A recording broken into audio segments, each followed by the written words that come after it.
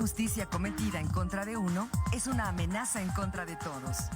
Justicia y perspectiva con Isabel Herrera.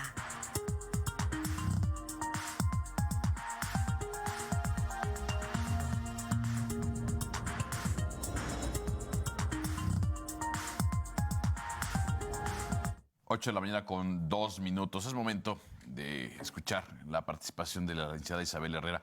Isabel, ¿cómo estás? Muy buenos días. Es un gusto saludarte como semana a semana. Muy buenos días, Marco. Muy contenta de estar otro miércoles desde acá, desde mi alma mater. Un saludo a todas las personas que nos están mirando y escuchando y a todas aquellas personas que hacen posible que nuestra imagen y nuestra voz lleguen a todos los hogares queretanos.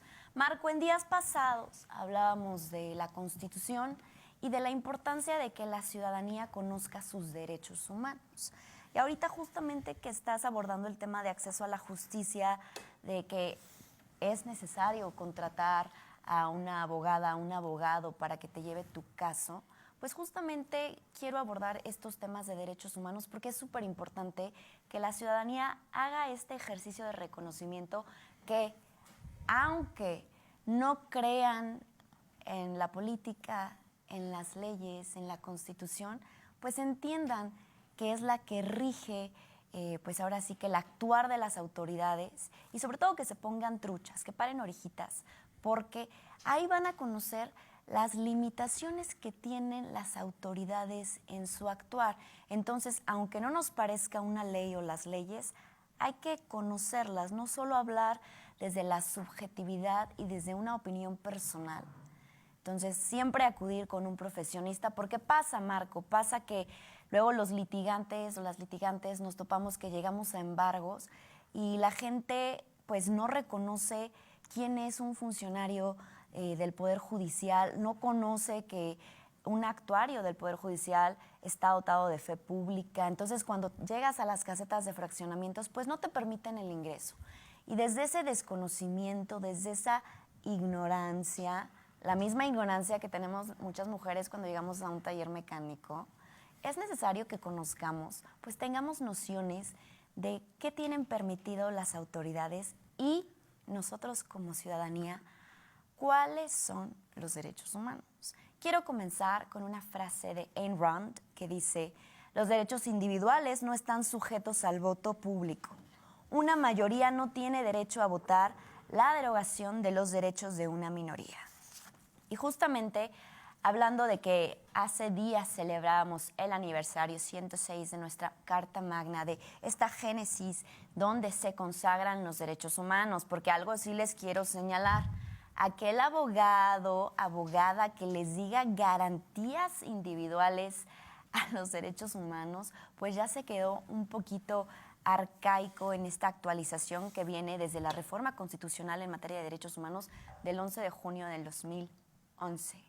Desde hace 12 años ya no se dicen garantías individuales, son derechos humanos. ¿Por qué? Porque no es algo que te provee el Estado, es algo que se te reconoce, son prerrogativas que se te reconocen por el simple hecho de ser persona. Y entonces abordábamos los derechos humanos que la ciudadanía tiene que conocer. ¿Por qué? Porque es protección, es preservación. Así lo veo yo. Y acuérdense que aquel abogado que diga garantías individuales es lo mismo que el típico doctor que para todo te receta dexametasona, ¿eh? Aguas ahí, es una red flag. Entonces, comencemos con justamente hablando del acceso a la justicia y de que hay que contratar abogados o abogadas para cualquier asunto de cualquier naturaleza legal.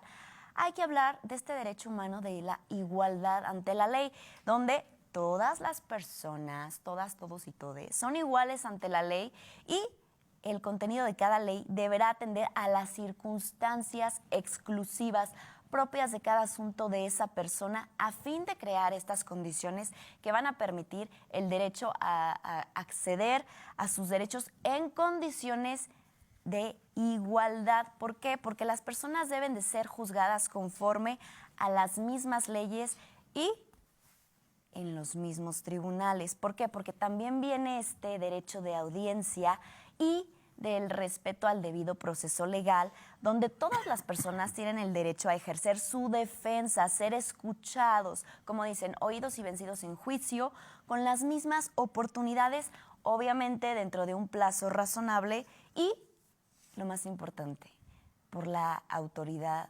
competente. Y entonces nos vamos a tener que ir al principio de legalidad, donde las autoridades deben regir su actuar conforme a lo que está dispuesto en la ley. ¿Por qué? Porque así la autoridad solo va a poder realizar las atribuciones y las facultades y las funciones que tienen específicamente señaladas por la Constitución, las demás leyes y tratados internacionales. Ahora, ¿por qué?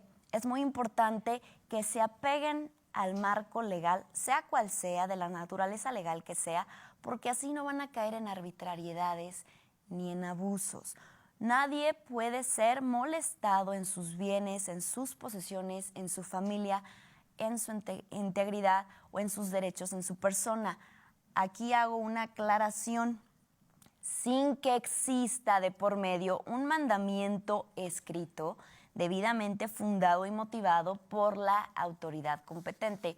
Hago este paréntesis porque nos hemos topado como litigantes a veces en embargos que la gente no nos quiere permitir el ingreso a su casa.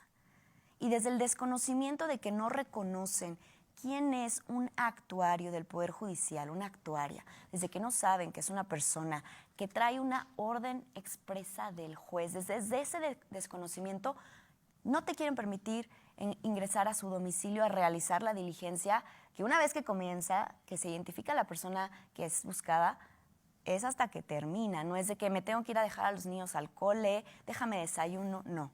Y entonces hay que hablar de estos temas reales que a cualquier persona le pueden suceder, sean o no abogados, abogadas, y entonces hay que tener nociones para decir, ok, ya traen un papelito firmado por un juez, chequen los sellos, chequen el juzgado, el nombre del juez, ya con eso, tanto el personal de las casetas de fraccionamientos como la persona a la que se está buscando tiene que permitir el ingreso para que pueda comenzar la diligencia. Aquí no es nada de voy a llamar a mi abogado, pues no. Hay que hacer estas precisiones importantes porque también nos vamos a topar con estos derechos de la seguridad jurídica en juicios penales, los derechos del imputado en materia penal, los derechos de la víctima o del ofendido, el derecho también a la reparación integral, que estos ya los he abordado en otra oportunidad que tuve acá en esta participación, así como la seguridad jurídica respecto a la imposición de penas y multas y, desde luego, los derechos de las personas privadas de su libertad. Pero algo súper importante también, un derecho humano que no podemos dejar pasar, es el derecho humano a la educación. ¿Por qué? Porque la educación básica y media superior va a ser gratuita y obligatoria y, algo súper importante, la educación que proporciona el Estado tiene que buscar desarrollar las facultades en las personas que fomenten el amor a la patria, el respeto a los derechos humanos y a la justicia, así como también tiene que ser de calidad, tiene que ser laica, es decir, alejada de cualquier religión, de cualquier doctrina religiosa. Otro derecho súper importante es el derecho humano a la salud. ¿Por qué? Porque la Organización Mundial de la Salud define justamente que es el estado de completo bienestar, tanto físico, mental y social, y no solamente es la ausencia de una enfermedad o de una afección o malestar. Y justamente en este derecho humano a la salud es que las personas tienen derecho a la protección de la salud y a obtener las prestaciones oportunas, profesionales responsables y, desde luego, siempre decimos que no solo es que no nos maten, no solo es que nos curen, es que también el Estado debe de proveer, debe de brindar las condiciones, las medidas las tiene que garantizar, las medidas adecuadas para que disfrutemos nuestro más alto bien, el más alto nivel posible de salud física y mental. Es decir, no solo es que no nos maten, es que nos garanticen las condiciones para que podamos desarrollarnos y gozar de una vida sana y digna. Sí, ese también es un derecho humano, no solo es que nos vacunen gratis. Y entonces también vamos a tener el derecho a la vivienda adecuada, que justamente es disfrutar de una vivienda digna y decorosa. Y es el derecho de toda mujer, niñez y persona a tener y mantener un hogar en una comunidad segura donde puedan vivir en paz y en dignidad. obviamente no podía dejar pasar los derechos de las niñas, niños y adolescentes, que obviamente todo niño, toda niña son aquellos seres menores de 18 años que obviamente tienen derecho a la satisfacción de sus necesidades de alimento, salud, educación, vestido y un sano esparcimiento para que puedan lograr un desarrollo integral y una vida digna. ¿Por qué? Porque aquí es súper importante recordarles que el Estado tiene que velar y cumplir con el principio del interés superior de la niñez para que así se garanticen plenamente sus derechos. Y ya hemos dicho justamente que este principio es cuando el Estado y así como las organizaciones civiles, la ciudadanía, todas las autoridades, en cada decisión que toman que pueden afectar a la niñez queretana, mexicana, tienen que ponerla en la más alta prioridad para que estas decisiones, determinaciones, leyes, políticas públicas garanticen una vida digna y libre de violencia justamente a la niñez. Y entonces también obviamente tendríamos que hablar del derecho a un medio ambiente sano, que justamente es para que todas las personas podamos lograr un desarrollo y un bienestar físico-mental pleno y obviamente digno. Luego tendríamos que irnos a los derechos políticos y electorales, que justamente es que todas las personas mayores de 18 años mexicanas tenemos derecho a votar y a ser votados, a obviamente intervenir en las decisiones públicas que se dan en nuestro estado, ¿no? Y lo más importante, y con lo que casi que ya me voy a ir, es el derecho a la paz, que justamente es un derecho que obliga al Estado a garantizar todas las condiciones de seguridad. Siempre les digo que tenemos el derecho a que no nos maten, a gozar de una vida libre de violencia.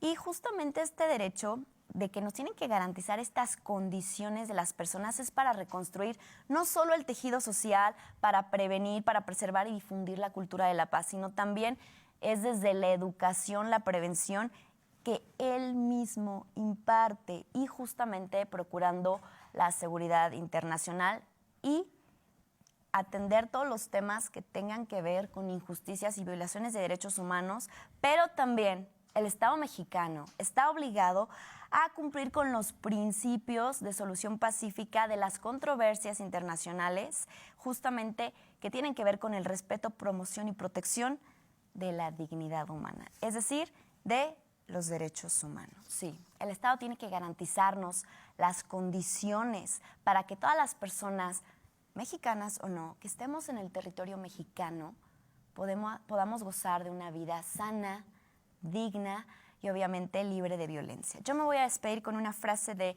Anna Lindh que dice: los derechos humanos son elogiados más que nunca y violados más que nunca. Y les dejo para que se queden pensando un poquito que hay que tener nociones de derecho y obviamente si estamos involucrados en un tema legal, contratar a un abogado o a una abogada, Marco. Isabel, muchas gracias. Muy útiles los comentarios de esta mañana. Gracias, Marco. Nos vemos la próxima Nos vemos semana. la próxima semana. Hasta Pausa y entonces. regresamos.